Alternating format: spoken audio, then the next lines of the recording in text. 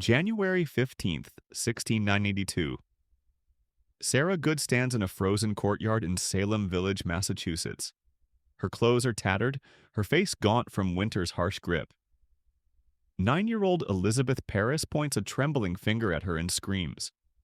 The child's body contorts, her eyes roll back, and she collapses. Within seconds, another girl begins to convulse, then another. The magistrates lean forward in their seats. They ask Sarah Good a simple question. Why do you hurt these children? Her answer seals not just her fate, but ignites a wildfire that will consume 20 lives and reveal the terrifying intersection of faith, fear, and power in Puritan New England. But here's what they don't tell you in school. The Salem Witch Trials weren't the beginning of this story. They were the culmination. And the seeds were planted not in America but across the Atlantic, in the minds of men who believed they were building God's kingdom on earth. The year is 1630. Imagine 11 ships cutting through the Atlantic waves, carrying nearly 700 passengers toward an unknown shore. Their leader, John Winthrop, stands on the deck of the Arbella and delivers a sermon that will echo through American history. "We shall be as a city upon a hill," he declares. "The eyes of all people are upon us." These aren't adventurers seeking gold. They're not even the pilgrims who landed at Plymouth 10 years earlier. These are Puritans, religious refugees fleeing what they see as a corrupted Church of England, determined to create a perfect Christian society. And in their vision of perfection, there's no room for error, no tolerance for deviation, no mercy for those who threaten their divine experiment. But why were the Puritans so obsessed with witchcraft? To understand this, you have to step inside their worldview, a place where the supernatural isn't fantasy, it's everyday reality. The Puritans believed in a universe locked in cosmic warfare. On one side stood God, righteous and demanding. On the other, Satan, cunning and relentless, commanding an army of demons and human servants called witches. Every misfortune, every illness, every crop failure could be divine punishment or demonic attack. There was no middle ground, no coincidence, no random chance. This belief system came with them from England, where witch hunts had already claimed thousands of lives. The influential minister Cotton Mather, who would become central to America's witch trials, owned a copy of the Malleus Maleficarum, the Hammer of Witches, a 1486 manual for identifying and prosecuting witches. This book detailed how witches flew through the night, consorted with demons, and signed their souls to the devil in blood. To dismiss such things wasn't just skepticism, it was heresy. In 1641, the Massachusetts Bay Colony made witchcraft a capital crime, punishable by death. The biblical justification was crystal clear. "Thou shalt not suffer a witch to live," from Exodus 22:18. But for the first 50 years, they rarely enforced it. So what changed? Welcome to Professor Archive, where we dig deep into history's most fascinating moments. If you're enjoying this journey into Puritan America's darkest chapter, I'd be grateful if you could hit that like button and subscribe. And if you really want to support what we do here, super thanks goes a long way in helping us create these detailed historical documentaries. Now, where are you watching from, and what time is it there? Drop a comment below. I'm always amazed to see our community spanning different time zones and countries. The first execution for witchcraft in the American colonies happened in Connecticut, not Massachusetts. May 26, 1647. Alcy Young was hanged in Hartford. We know almost nothing about her. No trial records survive, no testimony, just a single line in a colonial record. Alce Young was hanged.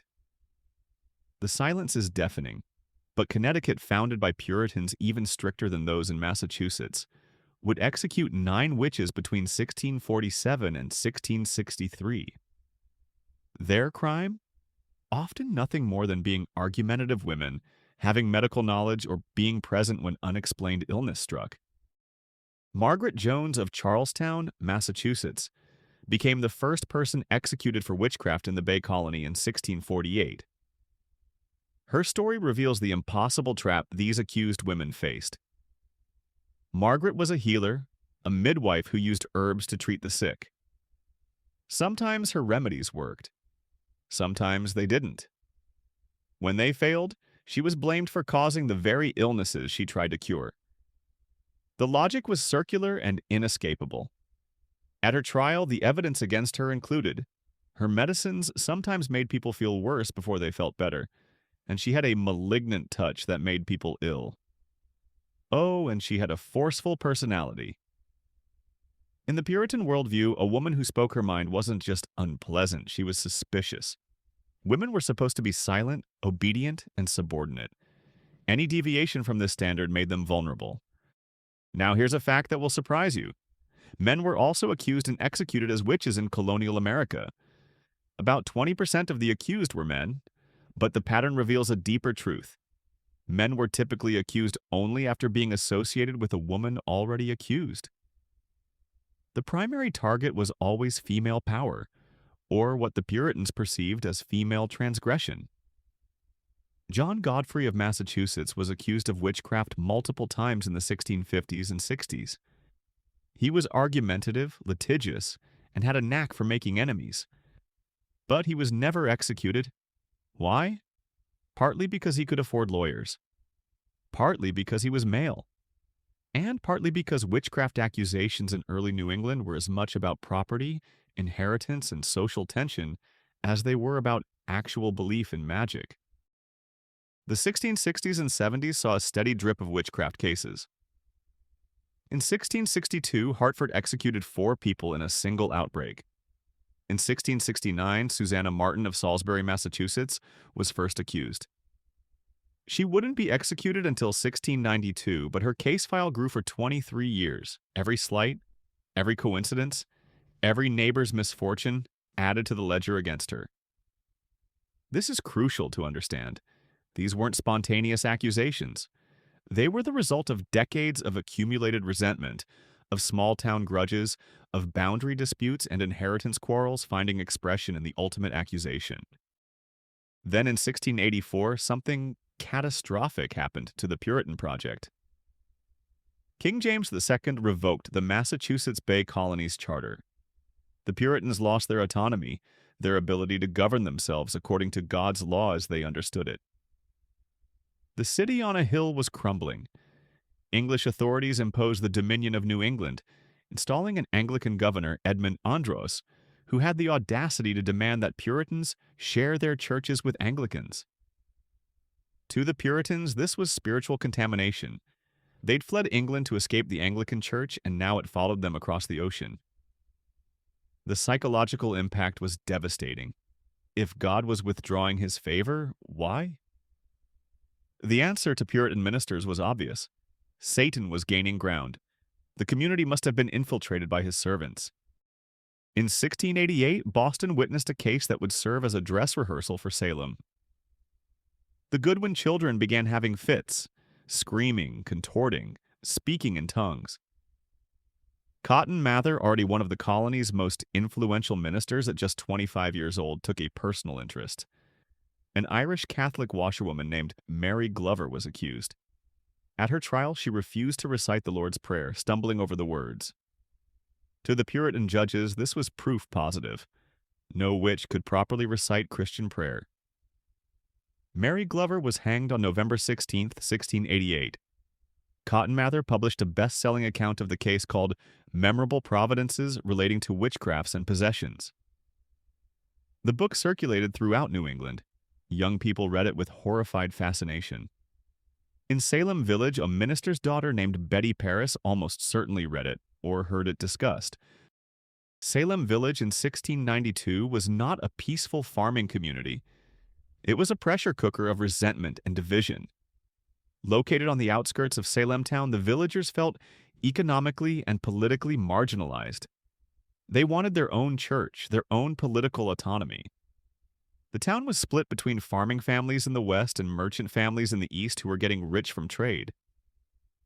Class warfare simmered beneath the surface. Their minister Samuel Parris was himself a source of controversy.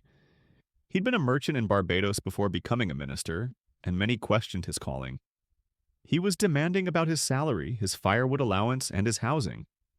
By early 1692, a faction in the village was working to remove him. Into this toxic environment came the first accusations. January 1692. Betty Paris, age 9, and her cousin Abigail Williams, age 11, began having fits. They screamed about being pinched and bitten by invisible forces. They crawled under furniture and froze in bizarre positions. Samuel Paris called in doctors. The diagnosis: the evil hand is upon them. Translation: Witchcraft. The girls were pressured to name their tormentors.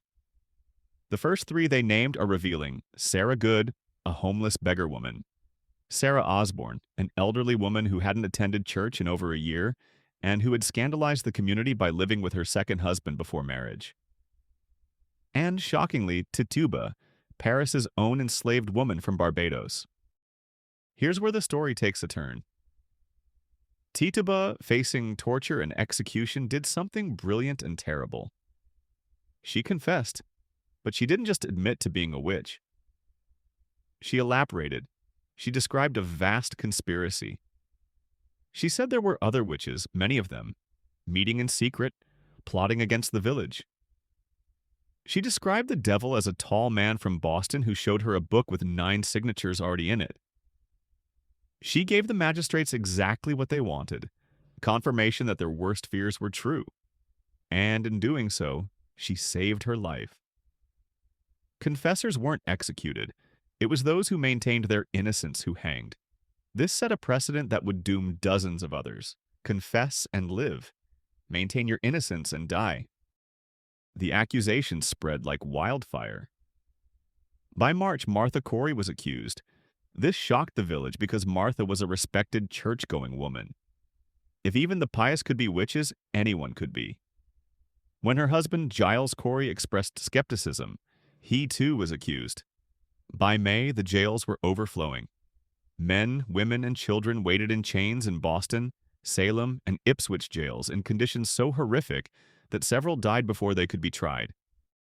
The new governor, William Phips, arrived in Massachusetts in May 1692 to find chaos. He established a special court of oyer and terminer to hear and determine witchcraft cases. The chief judge was William Stoughton, a hardline Puritan. Here's the legal problem that made conviction almost inevitable.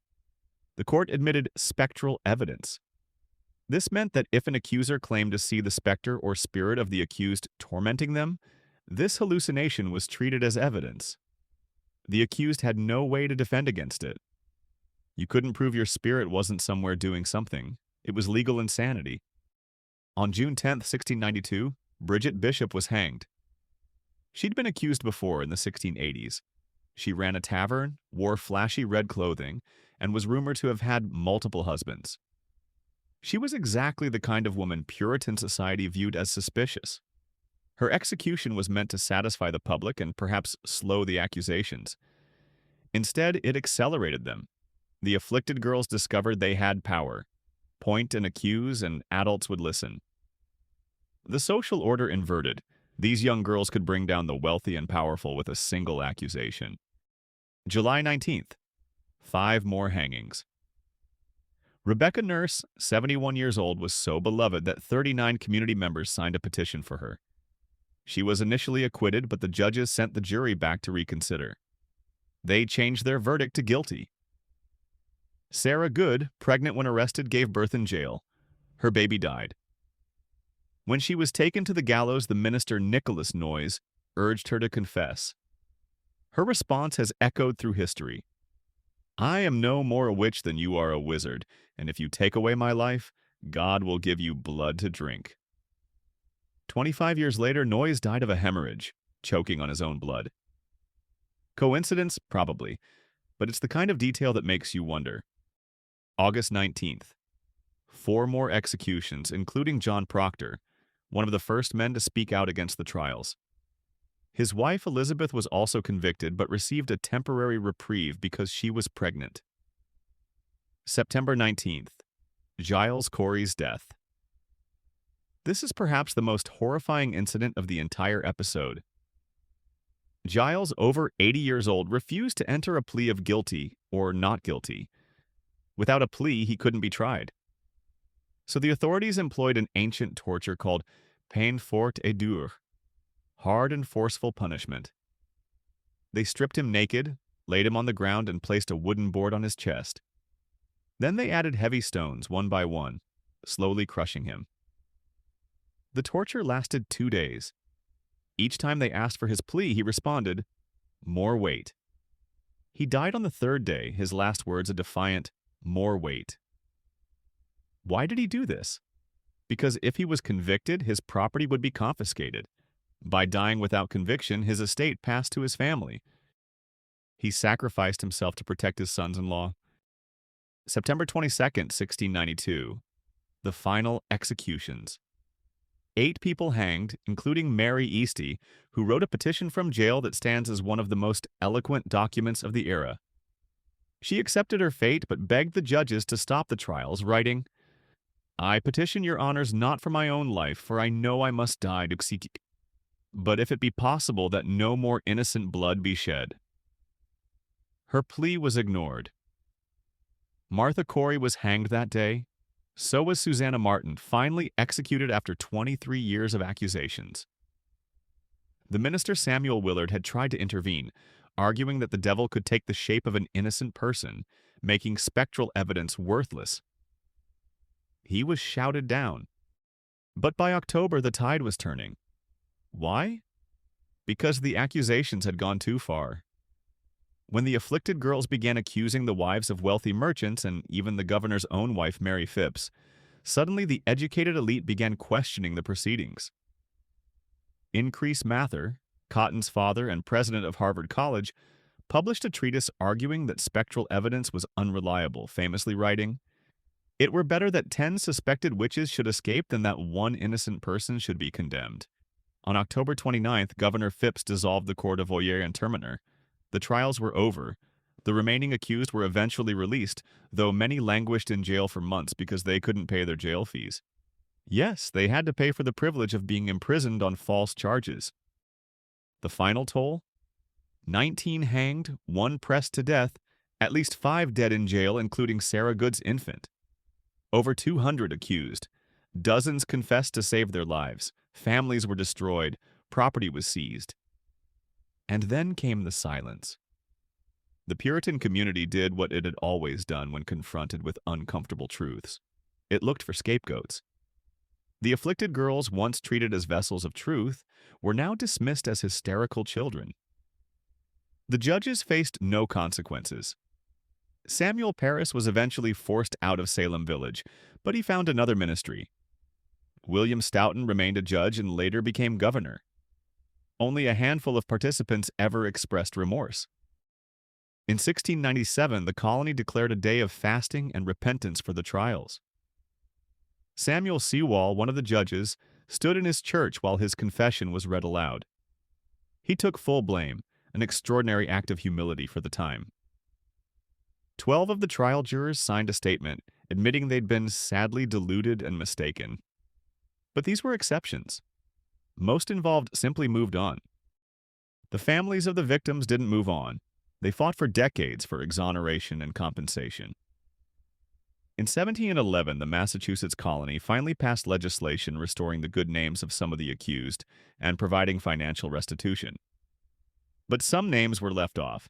It wasn't until 1957, 265 years later, that the Massachusetts legislature formally exonerated Ann Pudeator.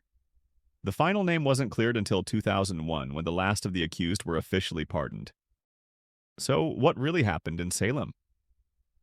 Modern theories abound. Some have suggested ergot poisoning from contaminated rye bread could have caused the girls' symptoms.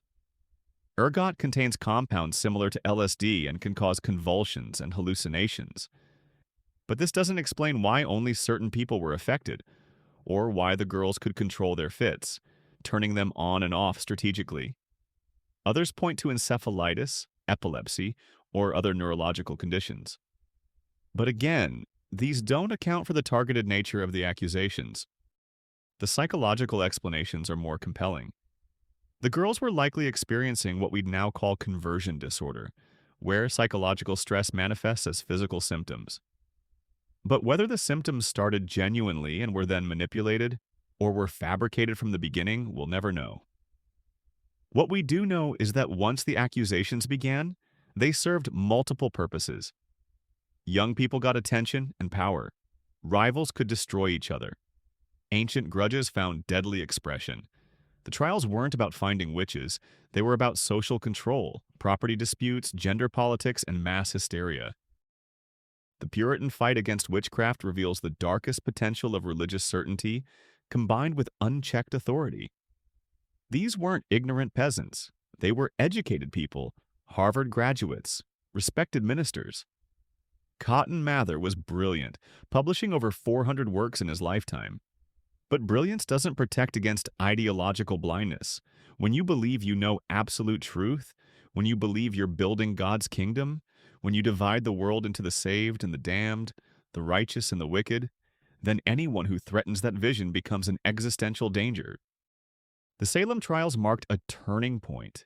They were the last major witch hunt in American history. By the early 1700s, witchcraft prosecutions had effectively ended in the colonies. Why? Partly because the Salem embarrassment discredited the entire enterprise. Partly because Enlightenment thinking began emphasizing reason over superstition. And partly because the Puritan theocracy itself was dying, unable to maintain control over an increasingly diverse, commercial, secular society. But the impulses that drove the witch trials didn't die. The same dynamics, accusation without evidence, social ostracism, mob mentality, fear of the other, these appear again and again in American history.